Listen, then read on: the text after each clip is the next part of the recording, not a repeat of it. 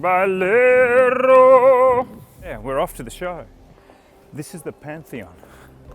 And honestly, this demonstrates not just Bulgari's stature in Rome, but the watch industry's power, its ability to pull a huge crowd in the middle of Rome, the Pantheon.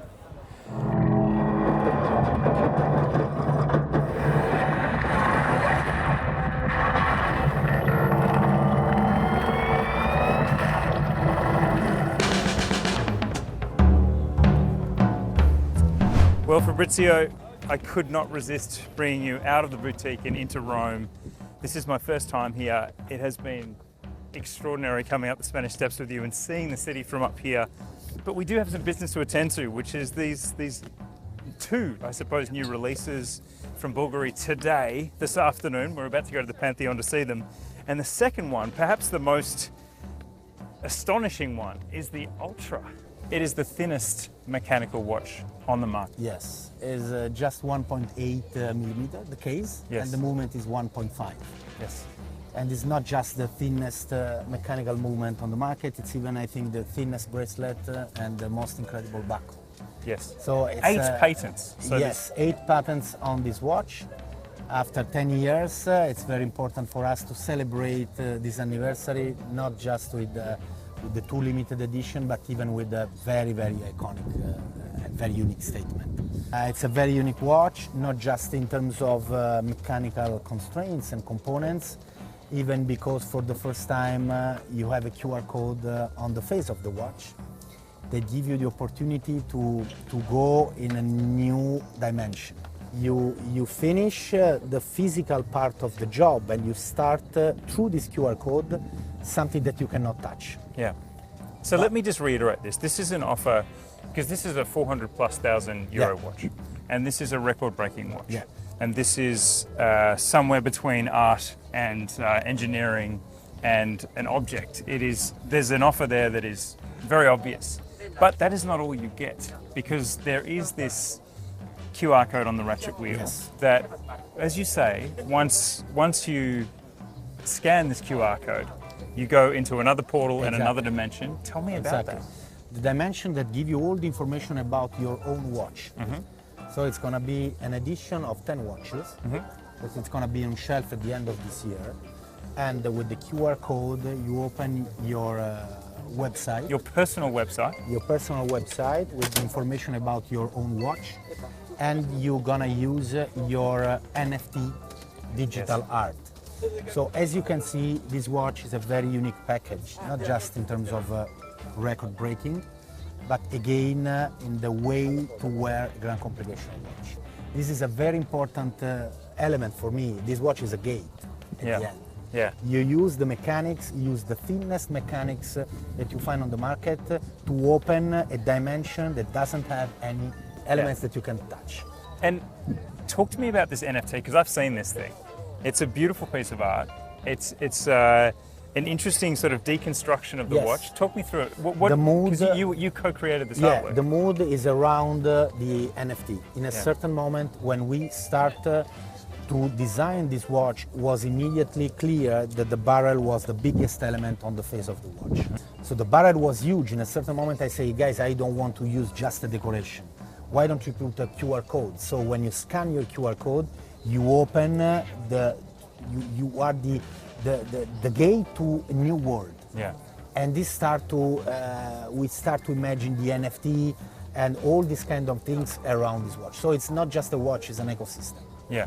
And the digital art that we're gonna see, it's all around this square pattern that you have on the QR code.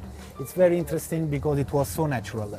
The Octo Finissimo is a 45-degree angles, and all the elements come from square shapes. Yeah. So the QR code is fit perfectly on this kind of design. On the other hand, it's the gate. Yeah. To see your information about your watch, to see your NFT. So it's a very, very, it's a brand new way to have a Grand Complication watch. The rest of the dial, at the beginning, the idea was to have a common round shape movement with the octagonal opening for the dial, but the thickness was not enough. So in a certain moment I say, guys, we have a wide piece of paper. You can imagine to spread out the movement, to have the bigger barrel as possible, and to use all the part of this case to put components. For me, this watch is interesting because for the first time we have a very unique blend between the mechanical part and the aesthetics. So you see the big barrels that goes out from the common shape of the dial, and the same for the two counters. So the watch is a regulator. Yes. We have a small counter for the hour, a small counter for the minutes, and a small wheel for Tiny the second. running seconds. Yeah, exactly. But it's very important that you have to see that the watch runs, and we have two wheels even to charge the barrel and to set the time. Yes. The watch is amazing because all the elements are in one and move just in one direction. So it's just a lot of elements on the same direction. We don't have elements that works in different way. So when you see the watch, you see that it looks like all very rich in terms of details and very three-dimensional. When you turn the watch, you miss the third dimension. It looks like, and let me say, an Escher piece of art that you lost completely. It can disappear from your view. Exactly, in a certain moment disappear. Was not enough for us, and we developed even a very unique bracelet, an ultra thin bracelet. So much thinner than Yes. than like this is already one of the thinnest Yeah. bracelet you could imagine. Yeah. This bracelet is like at half the width. Yeah, more than half. More than half. The bracelet and the buckle are very, very important. That's why we decided to open completely the bracelet to have enough space for the deploy and buckle. Yes, because it's like a skeletonized Exactly. clasp. Yeah. Also, tell me about manipulating this watch, because there are two wheels that are actually horizontal. There are two on either wheels, side. and it's a very interesting. One of the patent is about the B material construction. So the case is made in titanium, the bracelet is made in titanium, but the case and the main plate of the movement, it's made in tungsten carbide. So very tough material. Yes, very tough, very rigid. Is the material that in the watchmaking industry everybody used to make tools, to works the steel and to works the other alloy. So we decided to use this kind of material to have the most robust and very, very strong structure and chassis for this watch. And we put all the wheels on top of this kind of element. Yes.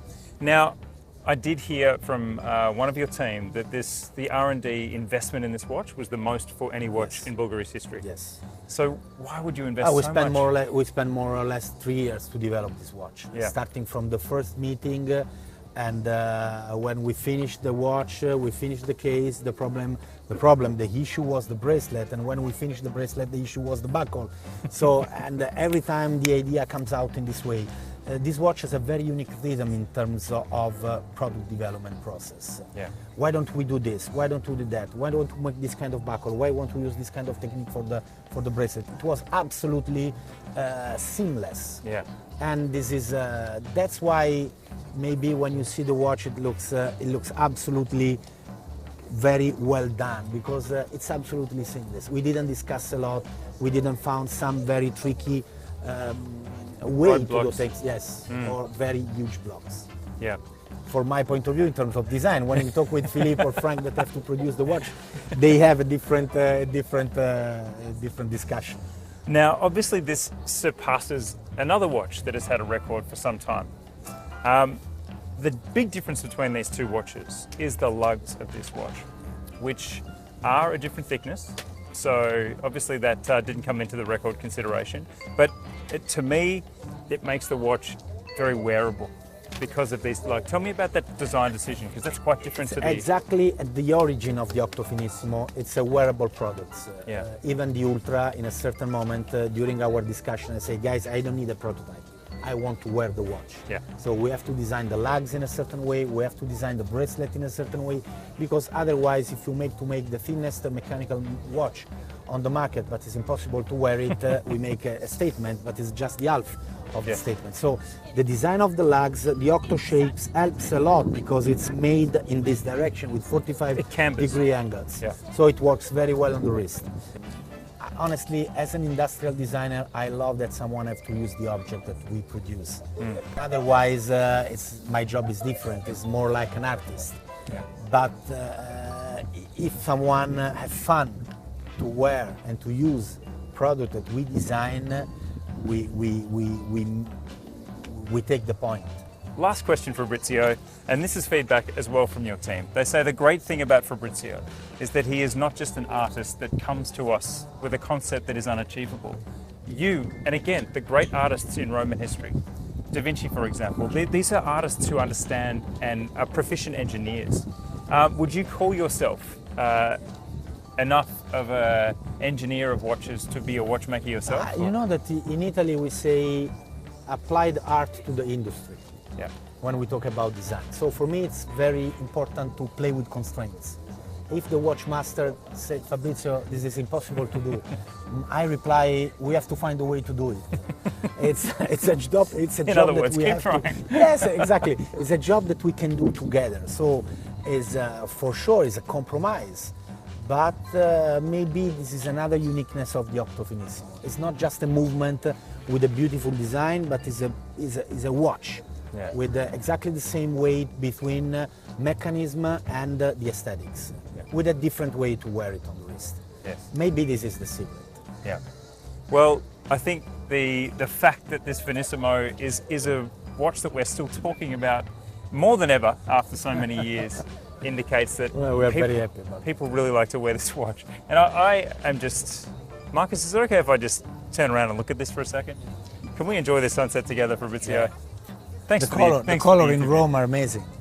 It's another part of our inspiration is the color that you can find in Rome. It's just changing every minute. Yes. Is this what always you warm. call golden hour?